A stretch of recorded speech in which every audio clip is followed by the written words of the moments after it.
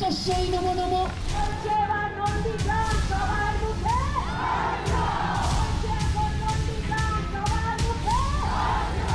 ইয়া দেবী সর্বভূতেষু শান্তিরূপেণ সংস্থিতা।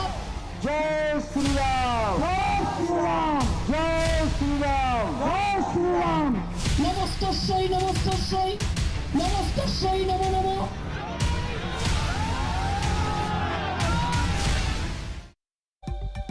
नमस्कार, शाम के 5 बज चुके हैं। बहस के सबसे बड़े शो दंगल में आप सभी का हल्दिया से स्वागत है।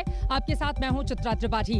पश्चिम बंगाल का संग्राम जैसे जैसे वक्त गुजर जा रहा है वैसे वैसे और ज्यादा दिलचस्प होता हुआ चला जा रहा है। आज इसी हल्दिया में शुभेंदु अधिकारी ने नामांकन भर दिया है नंदीग्राम से। एक तरफ ममता बनर्जी तो दूसरी तरफ शुभेंदु अधिकारी। और यहां पर आपको बता दें, भारतीय जनता पार्टी की ओर से पूरी ताकत दिखाने की कोशिश की गई। भारी भीड़ के जरिए जब कार्यकर्ताओं का हुजूम आगे की ओर बढ़ रहा था तो जय श्री राम का नारा लग रहा था।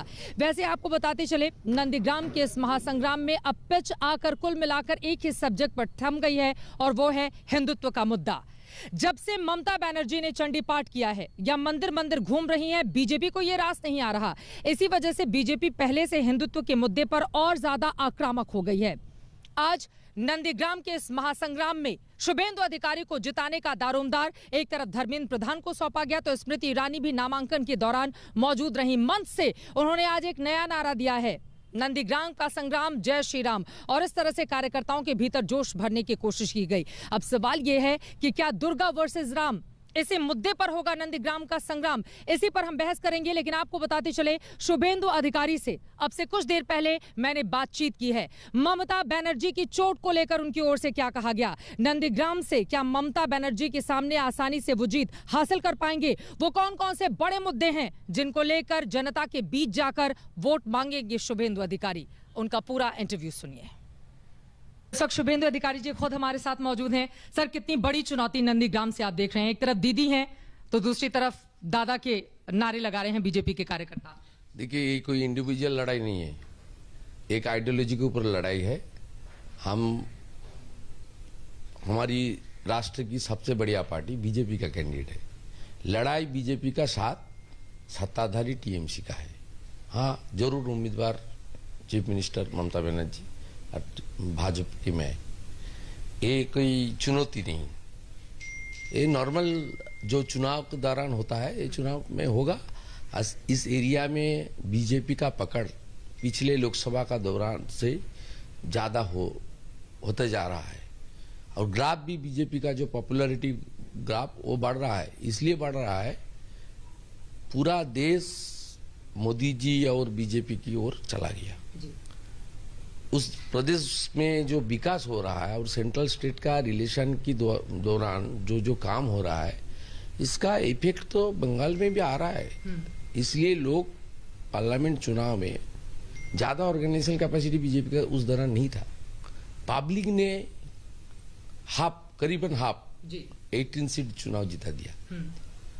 इसलिए इस बार तो बीजेपी बहुत अच्छा तरीके से ऑर्गेनाइजेशन लेवल से पार्टी का पूरा जोर लगाते हुए जो परिवर्तन यात्रा निकला था, जो R9 हुआ था, जो कृषक सुरक्षा अभियान हुआ था, बार बार प्रधानमंत्री ने 3 बिग रैली किया जी।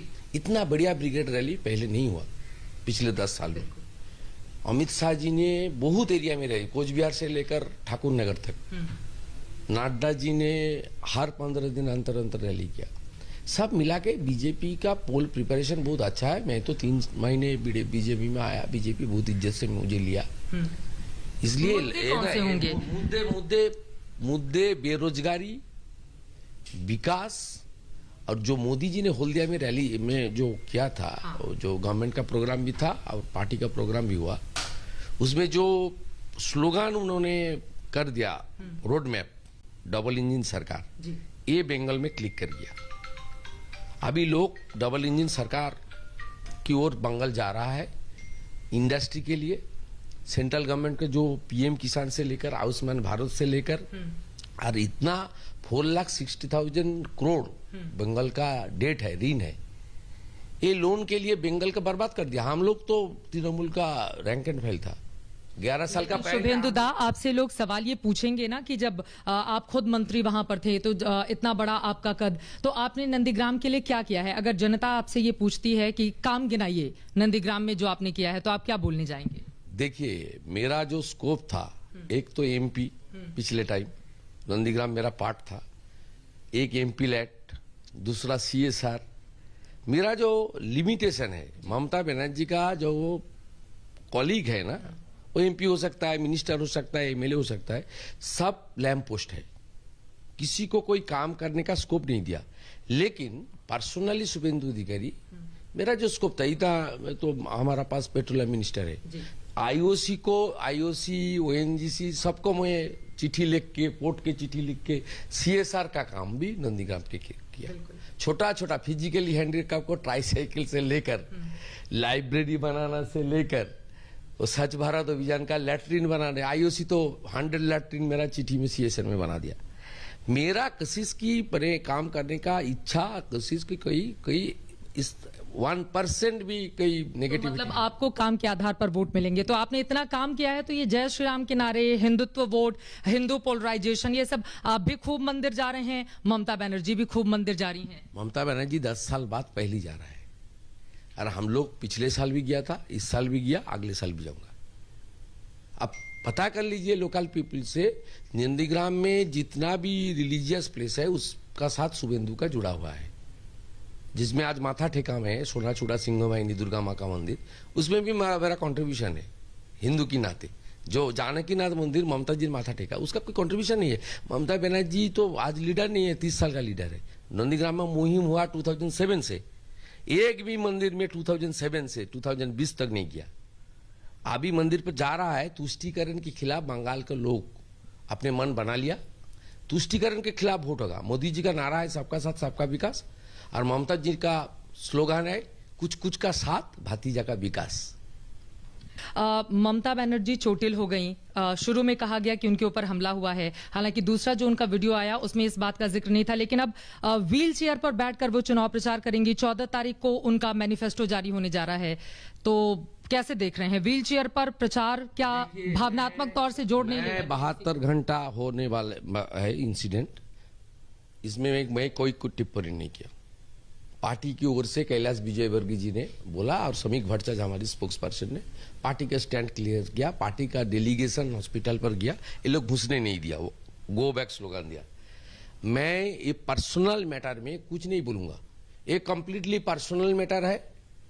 ये कोई इसी में कोई पॉलिटिकल, कोई क्रिमिनल, कोई कुछ नहीं है। ये पर्सनल मैटर है। पर्सनल मैटर क्या टीएमसी के लोगों ने ही क्या? नहीं, पर्सनल मैटर। ये जो हादसा हुआ इसमें कोई पॉलिटिकल आदमी का टिप्पणी करने का उचित नहीं है। टिप्पणी करने का उचित है ममता बनर्जी का पीएसओ और ड्राइवर का। पूछ लीजिए दोनों से, वो असली दूध का दूध पानी का पानी, वो जो पर्सनल सिक्योरिटी ऑफिसर उसके साथ रहता है, वो जो ड्राइवर गाड़ी चला रहा है, कैसे पिलर में दरवाजा आया, वही आई विटनेस है, उसका साथ बात करने अच्छा होगा। मैं टिप्पणी नहीं किया, ये not at all issue, but उन्होंने इस काम पहले किया, नंदीग्राम का लोगों को अपमान कर दिया। गेट विल सून भी नहीं बोलेंगे, उनके स्वस्थ होने की कामना तो करेंगे आप? नहीं, ये तो हम लोग तो सबका 7 साल का उम्र प्रार्थना करता हूँ, सबका, ममता जी नहीं, सबका, सब 7 साल जीते जिए।